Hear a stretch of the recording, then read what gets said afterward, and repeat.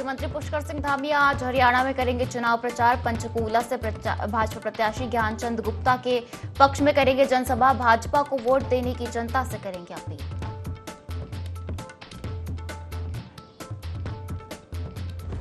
Uttarakhand premiere league का समापन। मुख्यमंत्री पुष्कर सिंह धामी ने विजेता टीम यूएसएन इंडियन को ट्रॉफी देकर किया सम्मानित। कहा, खेल नीति के तहत खिलाड़ियों को मिलेंगे विशेष अवसर।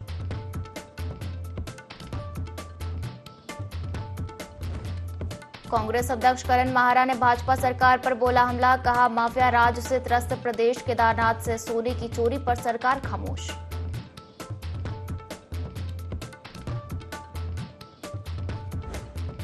हेमकुंड साहिब में श्रद्धालुओं का सैलाब। 2 लाख से अधिक श्रद्धालुओं ने किया दर्शन। अमृत सरोवर में भी लगाई डुबकी।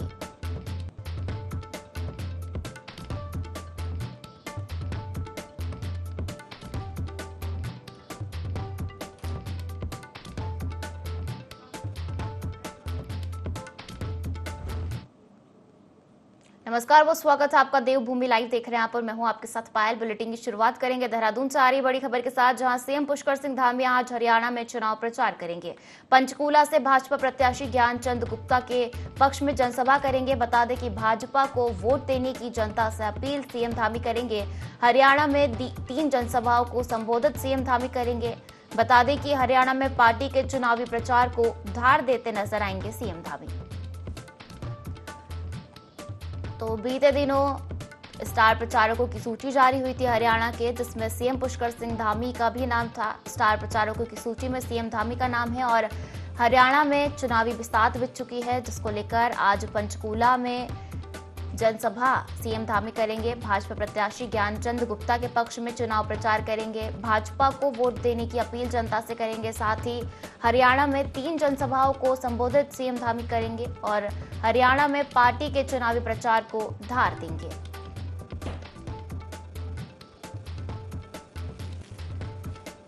तो बड़ी खबर देहरादून से, जहां सीएम पुष्कर सिंह धामी आज हरियाणा में चुनाव प्रचार करेंगे। स्टार प्रचारकों की सूची में सीएम धामी का भी नाम शामिल है और इसी के तहत वे पंचकूला आ जाएंगे और भाजपा प्रत्याशी ज्ञानचंद गुप्ता के पक्ष में जनसभा करेंगे और साथ ही चुनाव प्रचार करेंगे। भाजपा को वोट देने की अपील जनता से करेंगे। हरियाणा में 3 जनसभाओं को संबोधित सीएम धामी करेंगे।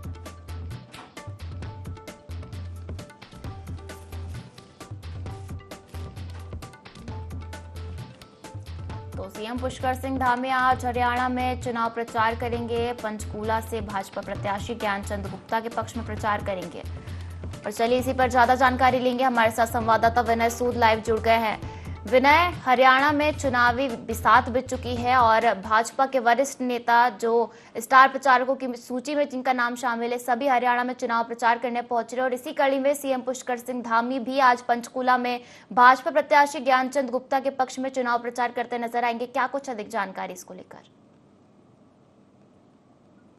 जी बिल्कुल पायल, देखिए आपको बता दें कि इस बार जो यहाँ पर जो चुनाव होने जा रहे हैं, तो उसको लेकर के भाजपा आलाकमान ने मुख्यमंत्री पुष्कर सिंह धामी को चुनाव प्रचार की जो जिम्मेदारी इस दौरान सौंपी है, तो काफी महत्वपूर्ण जो है उसको देखा जा रहा है। क्योंकि जिस तरह से आज हरियाणा की अगर बात करें तो हरियाणा में मुख्यमंत्री पुष्कर सिंह धामी जो है यहाँ पर एक बड़ी जनसभा जो है इस दौरान करने वाले हैं, जिसमें कि बड़ी संख्या में जो लोग हैं वो उनको सुनने के लिए वहां पर पहुंचेंगे और जो भाजपा प्रत्याशी है उनके प्रचार प्रसार में मुख्यमंत्री पुष्कर सिंह धामी जो है आज 3 जनसभाएं जो है हरियाणा में करने वाले हैं, जिसको लेकर के पूरी तैयारी जो है हरियाणा में भी चल रही है। और ऐसे में देखा जा सकता है कि इससे पहले जम्मू कश्मीर में भी मुख्यमंत्री पुष्कर सिंह धामी ने जिस तरह से चुनाव प्रचार किया, तो काफी बड़ी संख्या में जो लोग हैं वो उनको सुनने के लिए पहुंचते हैं। उनके कार्यों को जिस तरीके से उत्तराखंड में मुख्यमंत्री पुष्कर सिंह धामी उत्तराखंड में कार्य करते हैं, तो उसके नाम से भी जो है मुख्यमंत्री पुष्कर सिंह धामी जो है अन्य राज्यों में भी अपनी बैठ बनाने लगे हैं और काफी जो उनकी पूछ है वो अन्य राज्यों में भी होने लगी है। तो ऐसे में देखा जा सकता है कि मुख्यमंत्री पुष्कर सिंह धामी का जो आज का दौरा है वो 3 जनसभाएं जो है हरियाणा में इस दौरान करने वाले हैं, जिसमें बड़ी संख्या में जो लोग हैं वो इस दौरान पहुंचेंगे। जी जी बिल्कुल विनय, तो पुष्कर सिंह धामी अपने नीतियों के बारे में जाने जाते हैं। माना जाए नागरिक संहिता कानून हो या फिर नकल विरोधी कानून हो, ऐसे सख्त रवैये के लिए सीएम पुष्कर सिंह धामी जाने जाते हैं और बीजेपी इसका पूरा फायदा उठाती नजर आ रही है। लोकसभा की बात की जाए तो 10 राज्यों में ताबड़तोड़ चुनाव प्रचार करते नजर आए थे सीएम धामी, और अब पंचकूला में, हरियाणा में विधानसभा चुनाव को प्रचार प्रसार करेंगे। तो क्या ये कहा जा सकता है कि बीजेपी पूरी तरीके से सीएम पुष्कर सिंह धामी की छवि, जो एक अच्छी छवि बनी हुई है पूरे देश में, उसका इस्तेमाल करते नजर आ रही है? जी बिल्कुल पायल, देखिए क्योंकि मुख्यमंत्री पुष्कर सिंह धामी जिस तरीके से उत्तराखंड के युवा मुख्यमंत्री हैं, और ऐसे में यहाँ पर जो प्रधानमंत्री नरेंद्र मोदी हैं उनके चहेते भी जो है इस दौरान मुख्यमंत्री हैं, तो ऐसे में देखा जा सकता है कि भाजपा आला कमान ने जिस तरह से बड़ी जिम्मेदारी इस दौरान मुख्यमंत्री को दी है, तो देखा जा सकता है कि जो युवा मुख्यमंत्री हैं वो जिस तरह से प्रचार प्रसार करते हुए अन्य राज्यों में नजर आते हैं, और लोकसभा चुनाव में भी जिस तरीके से अन्य राज्यों में मुख्यमंत्री को जिम्मेदारी दी गई थी, उन जगहों पर अच्छे बहुमत के साथ उन प्रत्याशियों को, भाजपा प्रत्याशियों को जीत मिली थी। तो अब ऐसे में हरियाणा की अगर बात की जाए तो हरियाणा में भी जिस तरह से आज प्रचार प्रसार मुख्यमंत्री पुष्कर सिंह धामी भाजपा प्रत्याशी के लिए करने वाले हैं, तो काफी महत्वपूर्ण जो भूमिका है, जो अहम भूमिका है, वो इस दौरान मुख्यमंत्री पुष्कर सिंह धामी की मानी जा रही है। क्योंकि समान नागरिक संहिता कानून की बात करें या फिर नकल विरोधी कानून की बात करें, साथ ही साथ यहाँ पर दंगा नियंत्रण कानून की अगर बात की जाए, तो मुख्यमंत्री जो है पूरी तरह से उत्तराखंड में जिस तरह से उन्होंने कानून यहाँ पर लागू किए हैं, तो ऐसे में अन्य राज्यों में भी मुख्यमंत्री की पूछ होने लगी है, और अन्य राज्यों से भी जो है उनको इस दौरान बुलाया जा रहा है चुनाव प्रचार के लिए। तो देखा जा सकता है कि भाजपा ने पूरी जिम्मेदारी जिस तरीके से प्रचार प्रसार के लिए मुख्यमंत्री पुष्कर सिंह धामी को दी है, तो काफी सराहनीय भी है। जी जी बिल्कुल विनय, तो सीएम पुष्कर सिंह धामी की एक अच्छी छवि पूरे देश भर में बनी हुई है और भाजपा लगातार सीएम पुष्कर सिंह धामी को चुनाव प्रचार के लिए भेज रही है। जम्मू कश्मीर में भी हाल ही में उन्होंने चुनाव प्रचार किया था, और अब हरियाणा में चुनावी प्रचार करते नजर आएंगे सीएम धामी। फिलहाल शुक्रिया हमसे जुड़ने के लिए, जानकारी साझा करने के लिए। और देश भर में स्वच्छता ही सेवा कार्यक्रम की थीम स्वभाव स्वच्छता संस्कार स्वच्छता के अंतर्गत लोगों को जागरूक किया जा रहा है। इसी कड़ी में डोईवाला में भी नगर पालिका द्वारा लगातार कार्यक्रम किए जा रहे हैं, जिसमें तमाम स्कूल कॉलेज के साथ ही अन्य विभागों का भी भरपूर सहयोग नगर पालिका को मिल रहा है। डोईवाला नगर पालिका के सफाई निरीक्षक सचिन रावत ने बताया कि नगर पालिका द्वारा कंपोस्टिंग द्वारा किचन और गार्डन के गीले कचरे से ही घर में ही कंपोजिट खाद बनाने के लिए कई परिवारों को ट्रेनिंग दी जाएगी।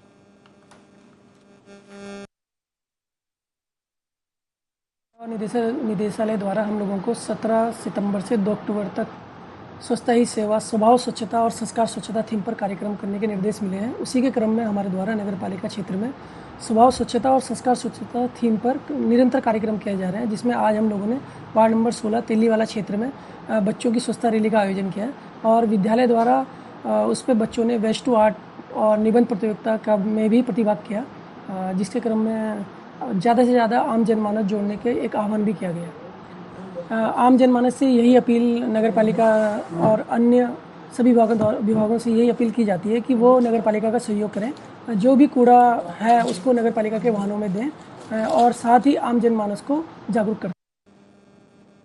और उत्तराखंड कांग्रेस प्रदेश अध्यक्ष करण माहरा का डेमोग्राफिक चेंज पर बड़ा बयान सामने आया है। उन्होंने प्रदेश में डेमोग्राफिक चेंज पर सवाल खड़े करते हुए कहा कि देवभूमि उत्तराखंड में पिछले 20-25 सालों से जब धर्म के आधार पर जातिगत जनगणना नहीं हुई है, तो ये आंकड़े कहां से आए कि केवल एक धर्म के लोग ज्यादा बढ़ रहे हैं। साथ ही बढ़ते अपराधों को लेकर प्रदेश सरकार को जमकर घेरा। उन्होंने बीजेपी को सलाह दी कि अगर प्रदेश में अपराध पर लगाम लगानी है तो सबसे पहले बीजेपी को अपने नेताओं पर लगाम लगानी चाहिए। इसके साथ उन्होंने दिल्ली में केदारनाथ मंदिर बनाए जाने को लेकर सीएम धामी पर भी निशाना साधा। एक ही काम बीजेपी को करना चाहिए, मुख्यमंत्री और इनके संगठन के अध्यक्ष को, कि बीजेपी के कार्यकर्ता और पदाधिकारियों की एक वर्कशॉप करें और उनसे अपील करें कि आप अपराध ना करें, उनसे अपील करें कि आप बलात्कार या किसी की हत्या ना करें, तो अपराध खत्म हो जाए। इस समय हम हर मोर्चे पे संघर्ष कर रहे हैं। जहां तक केदारनाथ की यात्रा का मामला है, तो उसमें मैं यही कहूंगा कि ये हमारी धर्म के साथ साथ संस्कृति और हमारी आजीविका से जुड़ा हुआ प्रश्न है। हमारे केदारनाथ, बद्रीनाथ, यमुनोत्री और गंगोत्री की जो यात्रा में आते हैं, 4 महीने की इस यात्रा में हमारे होटलियर्स, हमारे होम स्टे, हमारे टैक्सी ड्राइवर, हमारे गाइड्स, हमारी छोटे छोटे दुकानदार, रेस्टोरेंट के लोगों की रोजी रोटी, पंडा पुरोहितों की रोजी रोटी पूरी साल भर की उसी से चलती है। और कई उदाहरण हैं जब किसी बड़े धाम के या किसी बड़े ऐसे मंदिर के अगर दूसरे जगह निर्माण हुआ है तो फिर जो है आना जाना लोगों का कम हुआ है, चाहे उसमें 2 साल, 10 साल, 15 साल जो भी लगे। कांग्रेस प्रदेश अध्यक्ष के देवभूमि में डेमोग्राफिक चेंज पर बयान सामने आते ही एक बार फिर सियासी पारा चढ़ गया है। विधायक मुन्ना चौहान ने कांग्रेस को घेरते हुए कहा कि क्या हम उत्तराखंड भूमि को बर्बाद होने तक 25 साल का इंतजार करें। कांग्रेस के मुताबिक यहां सामाजिक व्यवस्थाओं और देवभूमि की मर्यादा को तार तार होने तक आंख बंद करके इंतजार करें और यह सारे घृणित कार्य होने दें। कांग्रेस पार्टी तुष्टीकरण के लिए इस तक गिर गई है कि वही उन्होंने कहा कि ऐसी घटनाएं विकासनगर से ज्यादा सहसपुर में हो रही है और सहसपुर के आसपास के इलाकों के हालात काफी खराब हैं। रात को घटना में कही तो सही साबित हुई। वो दोनों अपराधी गिरफ्तार हो गए और उस नाबालिग बच्ची ने आपी बीती बयान की बजाय उस पर चिंता जाहिर करने के, बजाय उसको कंडेम करने के, उस घृणित कृत्य को, लेकिन उसको जस्टिफाई कर रहे हैं, उसके समर्थन में लीपापोती कर रहे हैं और कह रहे हैं 25 साल से जनगणना के आंकड़े नहीं आए। मेरा नहीं है बयान, ये उनका है। तो इसका मतलब उत्तराखंड की देवभूमि का 25 साल हम इंतजार करें बर्बाद होने के लिए। यहाँ के सामाजिक व्यवस्थाओं को, इस देवभूमि की मर्यादा को तार तार होने के लिए कांग्रेस के मुताबिक 15 साल हम आंख बंद करके इंतजार करें और ये घृणित कार्य सारे होने दें। राजस्थान में चल रही राष्ट्रीय टीटी प्रतियोगिता में ज्योतिर्मठ की गर्ल्स और boys under 14 table tennis team ने दोनों वर्गों में जबरदस्त प्रदर्शन करते हुए गोल्ड मेडल जीतकर उत्तराखंड का नाम रोशन किया। इस स्वर्ण पदक की जीत को लेकर पैन खंडा क्षेत्र में खुशी की लहर है। टीम के कोऑर्डिनेटर पीटीआई नितिन भट्ट ने हर्ष जताते हुए बताया कि ज्योतिर्मठ के हमारे सरस्वती विद्या मंदिर इंटर कॉलेज की 3 होनहार खिलाड़ियों ने राजस्थान में रिकॉर्ड दर्ज किया। पहली बार प्रदेश के लिए नेशनल लेवल पर गोल्ड मेडल जीतकर उत्तराखंड राज्य सहित आदि गुरु शंकराचार्य जी की तपस्थली ज्योतिर्मठ व अपने विद्यालय का नाम गौरव से पूरे देश भर में गौरवान्वित किया है।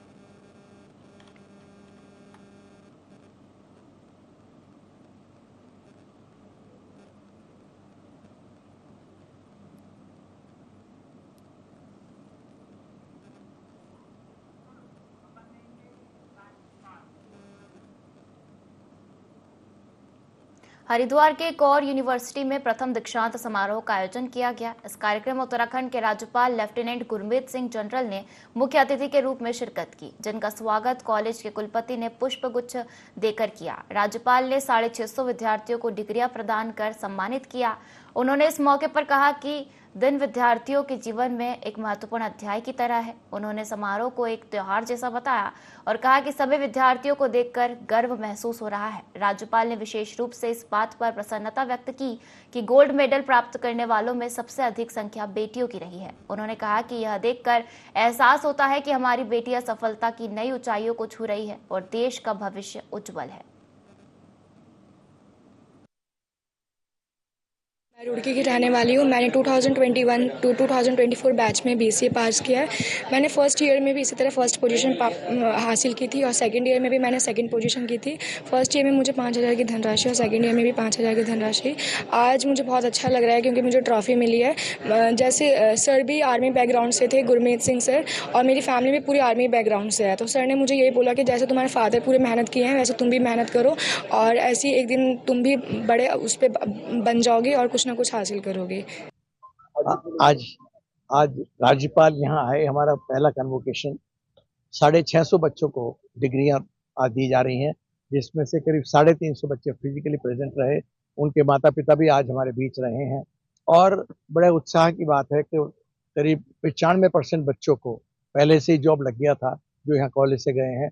सब अच्छा कार्य कर रहे हैं और उनसे जब स्टेज पर आते हुए बातचीत हुई, बहुत खुशी होती है कि हमारे बच्चे देश और विदेश में बहुत बच्चे हैं जो आज बहुत अच्छा कार्य कर रहे हैं। कुछ बहुत सौभाग्य का दिवस है कि आज रुड़की स्थित घोर विश्वविद्यालय ने अपना पहला दीक्षांत समारोह मनाया है। आज सचमुच ऐसा लग रहा था जैसे एक त्योहार हो, पर्व हो, और अत्यंत गर्व था अपने हर एक स्टूडेंट्स को देखकर।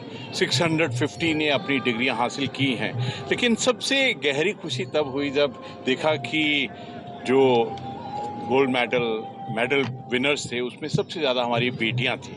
तो एक एहसास होता है कि हमारा यूथ, हमारी बेटियां किस प्रकार से सफलता की ओर बढ़ रही। दरोगा को बर्खास्त करने की मांग को लेकर भीमताल विधानसभा क्षेत्र के लोगों ने एसपी कार्यालय के बाहर धरना दिया। बता दें कि भीमताल के आंसू थाना के दरोगा के द्वारा ग्रामीण के साथ मारपीट की गई थी। इस मामले को लेकर लोगों ने एसएसपी कार्यालय के बाहर धरना दिया। वहीं लोगों का कहना है कि दरोगा ने बिना किसी बात को लेकर ग्रामीण को बेरहमी से पीटा। ऐसे में दरोगा को तत्काल प्रभाव से बर्खास्त किया जाए। वहीं क्राइम अपर पुलिस अधीक्षक जगदीश चंद्र ने आश्वासन दिया कि मामले की गंभीरता से जांच होगी और दोषी के खिलाफ कड़ी कार्रवाई की जाएगी।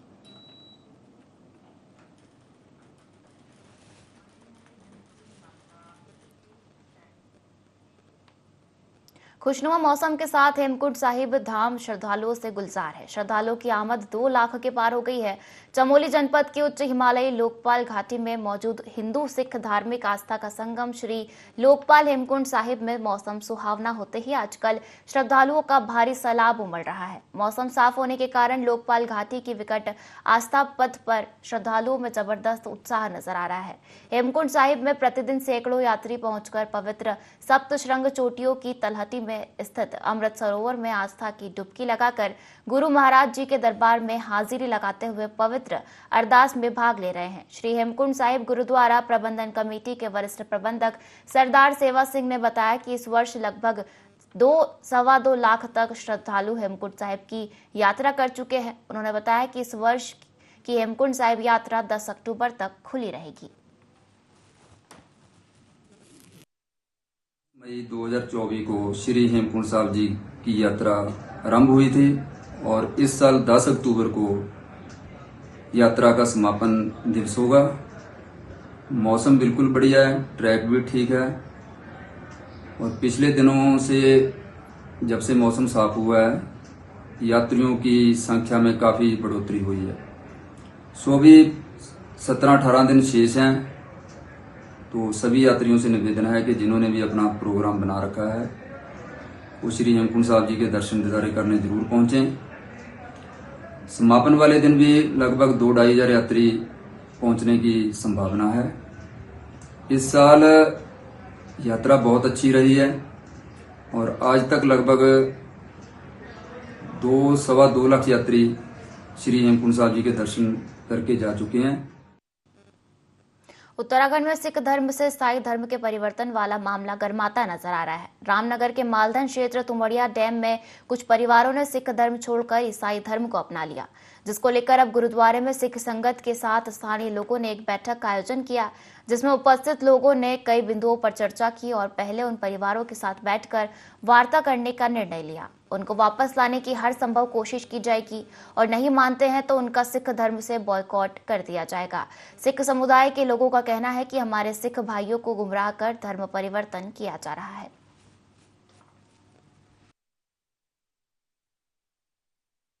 जो ईसाई लोग हैं या हमारे से राय सिख जो बने हैं ईसाई बन रहे हैं और लड़कियों की शादी भी ईसाइयों के कर रहे हैं, गुरुद्वारा में नहीं कर रहे हैं। हमें इस बात का दुख लगा है कि जो ईसाई लोग हैं हमारे राय सिख बन चुके हैं वो शादी कर रहे हैं ईसाइयों में। हमें दुख लगा है कि ईसाई बन के क्यों दुर्द कर रहे हैं। हमारे दरबार था गुरुद्वारा में आए, गुरु ग्रंथ साहब में आके शादी करें, फेरे करें आए तो गुरु ग्रंथ साहब का करें। हम अपने राय सिखों कबीले को कह रहे हैं हमारे राय सिखों में रहो, अपनी जाति पे रहो, अपने गुरु को मानो, दूसरे गुरु पे क्यों गए हो। हाँ जा सकते हो, अपना दुख सुख के लिए जाओ, लेकिन अपनी मर्यादा मत छोड़ो। ये एक धर्म का मामला है। जो ईसाई धर्म वाले जो हैं ये विवाद हमारा काफी देर से चल रहा था, लेकिन इसमें कोई मीटिंग बड़ी बिठाई नहीं गई। लेकिन जो फैसला हुआ है हमारा वो इस बात को करना है जो हमारा पहले गुरुद्वारा से फैसला हुआ था, ये ईसाई धर्म को हमने यहाँ से हटाना है। जो दूर दूर से लोग आ रहे हैं और कुछ लोग यहाँ के जो है ईसाई में आ रहे हैं, वो अपना धर्म परिवर्तन कर चुके हैं। जो अपने घर वालों की शादियाँ बेटियों की वो भी शादियाँ इसी ईसाई धर्म में करवा रहे हैं। तो इसलिए हम इसको रोकना चाहते हैं, बिल्कुल खत्म करना चाहते हैं। तो हमारा ये सिख समाज है, इसमें कुछ लोग हमारे ईसाई धर्म को मान रहे हैं। तो हमारा जो सिख समाज है वो चाहता है यही कि इस सिख समाज को छोड़ के अपने जो हमारा धर्म है गुरु ग्रंथ साहब का, उसे माने। लेकिन वो कुछ लोग विवाद करना चाहते हैं, कुछ बाहर के भी आ रहे हैं। हम चाहते हैं ये काम ना हो तो सही है। हमारी संगत बैठी आज इस विषय में कि जाके इन्हें समझाया जाए, अपना ये विवाद ना हो। अगर फिर नहीं मानते हैं किसी वजह से तो फिर इनके ऊपर कार्रवाई भी करी जाए। मोदी सरकार के तीसरे कार्यकाल को 100 दिन से अधिक का समय हो गया है। वहीं कांग्रेस प्रदेश प्रवक्ता शीशपाल सिंह बीस्ट का कहना है कि उत्तराखंड के लिए मोदी सरकार का तीसरा कार्यकाल निराशाजनक रहा। उत्तराखंड की जनता को डबल इंजन से काफी उम्मीदें थी, लेकिन वह पूरी नहीं हो पाई। विशेष आपदा पैकेज उत्तराखंड को नहीं मिला। रेलवे परियोजनाओं में भी उत्तराखंड को कुछ खास लाभ नहीं मिला।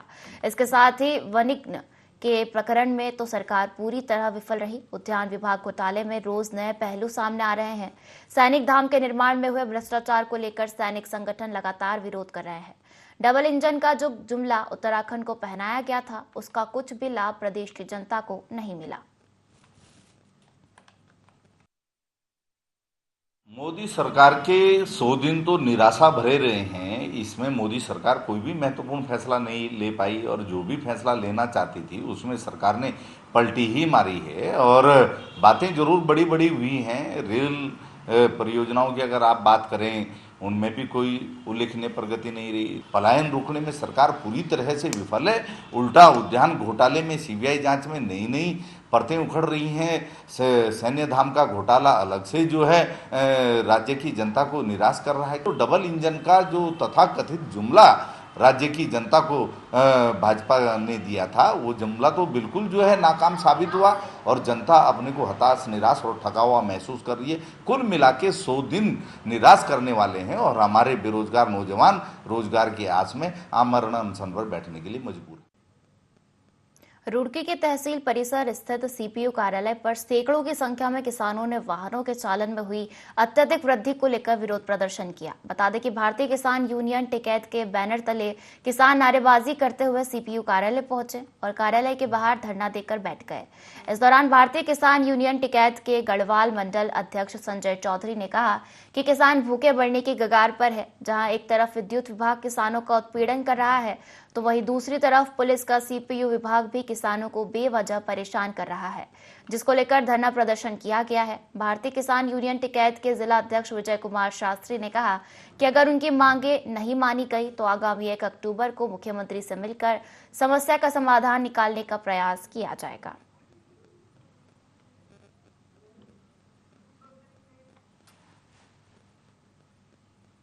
और इसी के साथ इस बुलेटिन में फिलहाल इतना ही। आप बन रही है IND24 के साथ। नमस्कार।